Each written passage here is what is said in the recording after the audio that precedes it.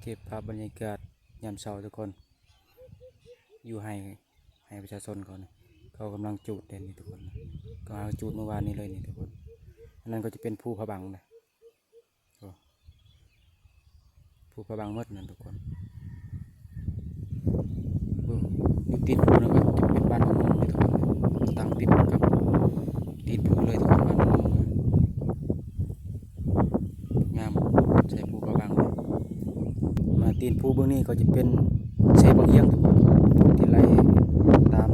ตีนภูเลยทุกคนลงภูเซโปนหมดเลยให้นี่ก็จะมีลายเจ้าเลยทุกคนกว้างนั่นเขาทางเลย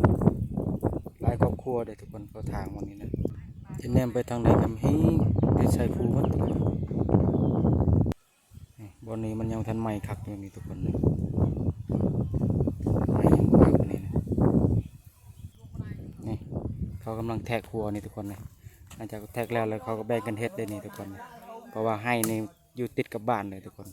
กันบ่เฮ็ดหัวกับยันหมูยันไก่ยันแบกเขาเนี่ยทุกคนก็แทกเขาจะเฮ็ดหัวเนี่ยแทกไว้เขาใช้ไม้ไว้เนี่ยทุกคนนะแล้วก็แบ่งกันเฮ็ดวันนี้ก็วันนี้มันจะไผ่จะบ่ใหม่บันไดเนี่ยเขาจะแทกจนหอบให้เลยทุกคนเขาเฮ็ดหัวนี่โอ้จะลงไปไต่บนเลย